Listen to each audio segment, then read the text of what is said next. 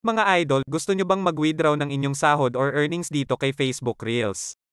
Kaso wala po kayong bank account. Alright po mga idol, huwag po kayong mag-alala dahil ituturo ko po sa inyo step by step kung paano tayo makapag-registered sa libreng bank account at wala pong bayad. Yes po mga idol, tama po ang narinig nyo, wala pong bayad. Hello po mga idol. Kamusta po kayong lahat? I'm back and welcome back to my channel. Alright po mga idol, for today's video ay tuturo ko po sa inyo step by step kung paano po tayo magkaroon ng libreng bank account. Yes po, at para ma-withdraw na din po natin ang ating mga earnings or sahod kay Facebook Reel. Dahil po mga idol, yan po ang katanungan ni Witwiw. Paano pag wala pang bank account, idol? So mga idol, if you want this video, please like and share and keep on watching.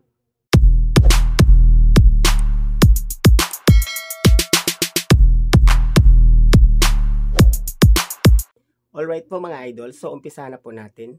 Una, punta lang po tayo sa ating Google Play Store. Tapos, dyan po sa search mga idol, ay i-type lang po natin ang Hello Money. Yan po.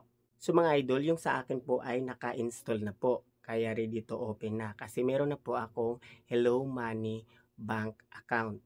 Dahil po mga idol, yan po ang gamit ko ngayon sa pag-withdraw ng aking sahod mula kay FB Reels at sa aking YouTube channel.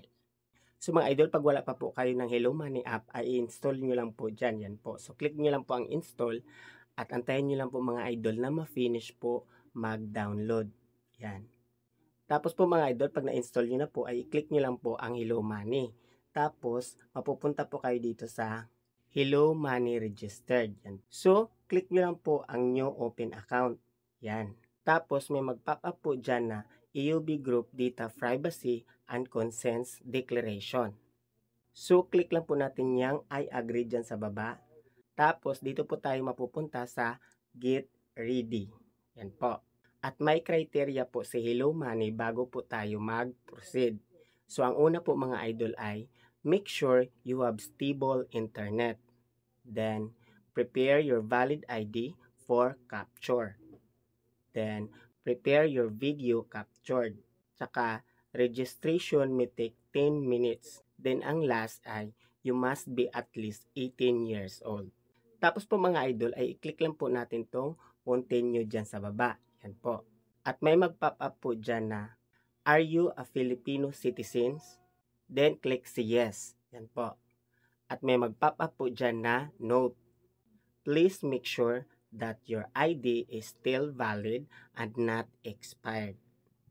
If you are going to register an international mobile number, please select Philippine passport or OFW ID. Tapos, click si OK dyan po sa baba. Yan. At mapunta po tayo dito sa take a photo of your ID. So, dyan po mga idol, i-click po natin yung ID type dahil dyan po natin pipiliin yung meron po tayong valid ID. Tulad po ng Philippine passport, driver license, or student permit with UR. Professional Regulation Commission or PRC ID.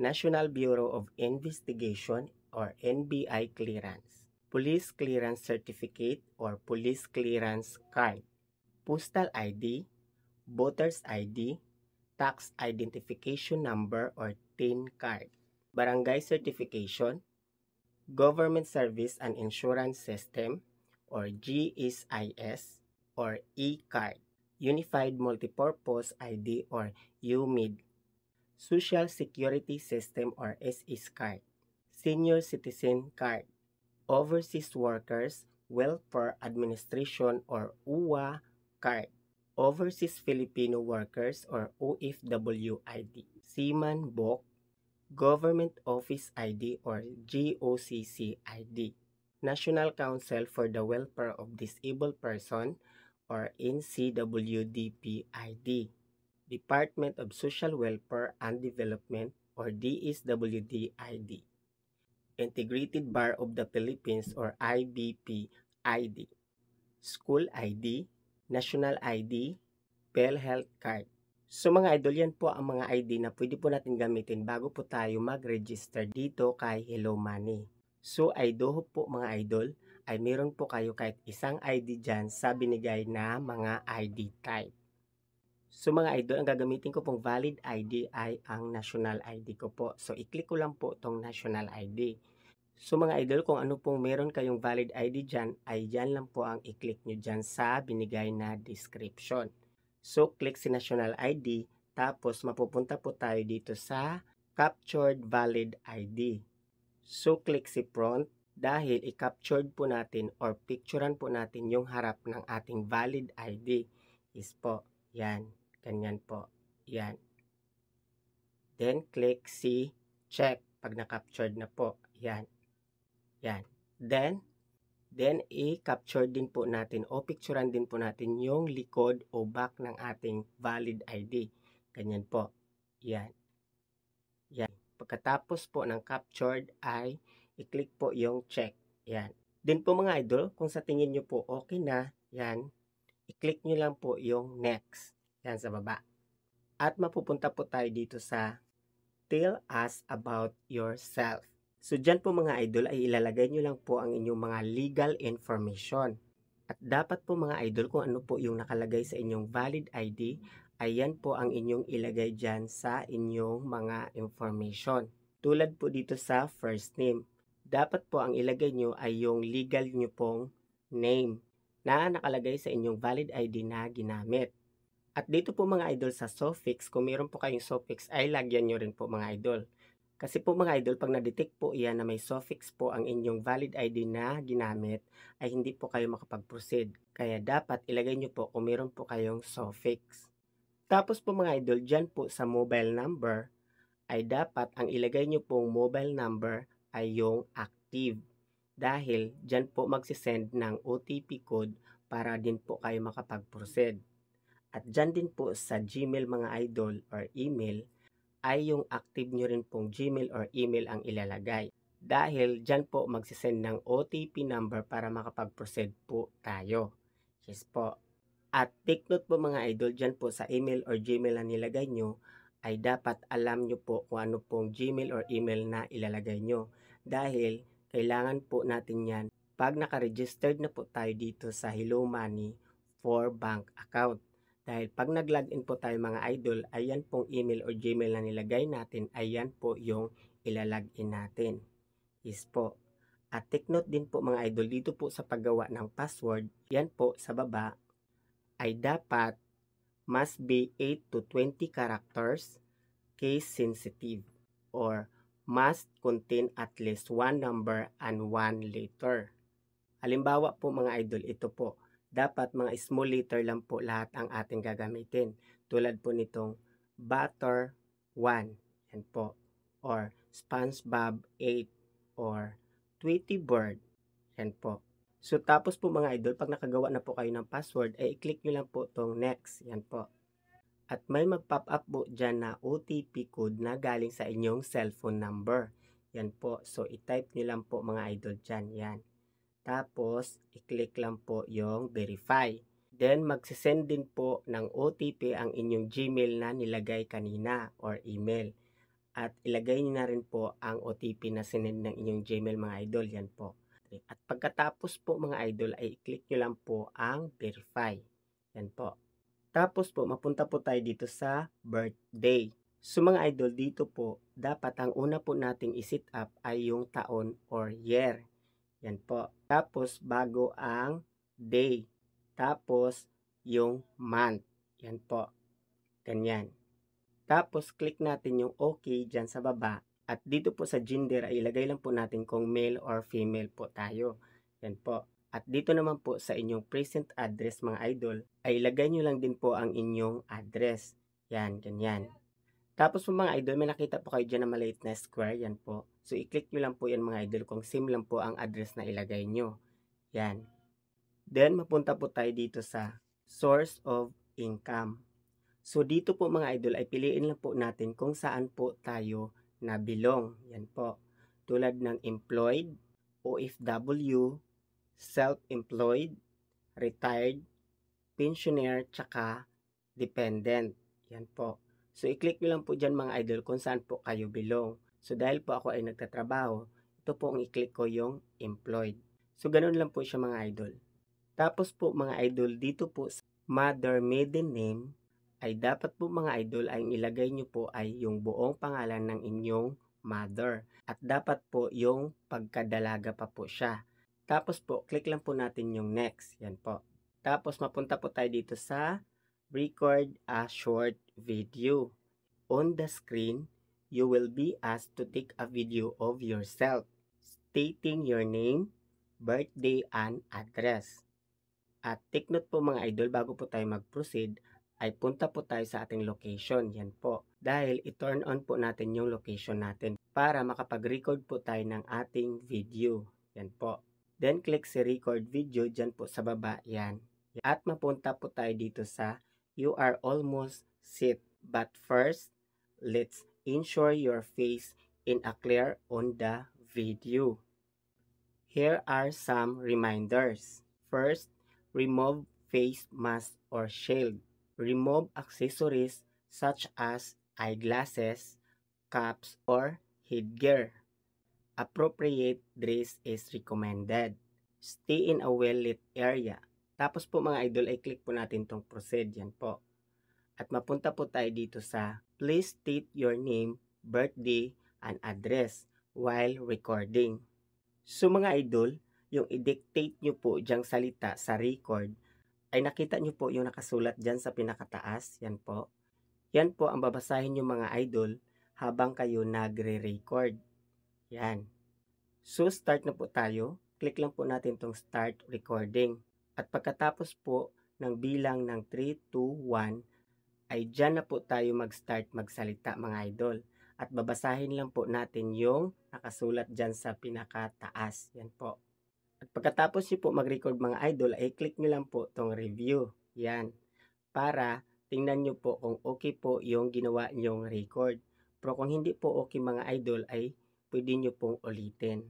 So yan po yung ginawa ko kanina mga idol na recording yan. Halimbawa lang po yan mga idol ha. Hindi Hi, po yan I'm Juan de la Cruz, yan. born on January 4, 1980, residing in Muntinlupa City.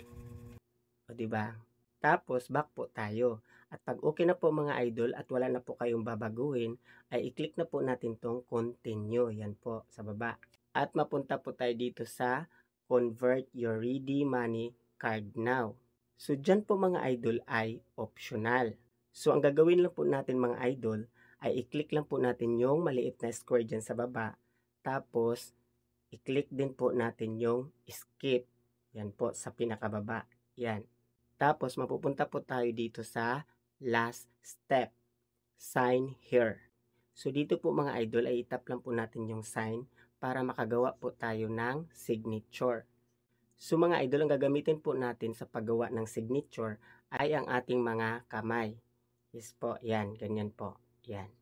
Tapos po mga idol, pag nakagawa na po kayo ng signature, ay i-click nyo lang po yung done sa taas. Yan po. At dito po mga idol sa how did you find out about Hello Money, ay i-click nyo lang po yung select. Tapos, ang pipiliin po natin dyan mga idol ay yung Facebook para wala po siya bayad. Yes po. Tapos, click po natin yung maliit na square para po siya mag-check. Pagkatapos po mga idol, pag okay na, ay i-click po natin yung submit. Yan po, sa baba. Tapos po mga idol, ang sabi po dito sa sign up ay, thank you for applying. Your application has been submitted. You will receive an email or Gmail within the next banking day to confirm the status of your application. Yan po. Tapos po mga idol ay click lang po natin yung finish dyan sa baba. Yan po. At antayin lang po natin mga idol kinabukasan dahil i-email or i-Gmail po tayo ni Hello Money na pwede na po natin gamitin ang ating niregistered na bank account.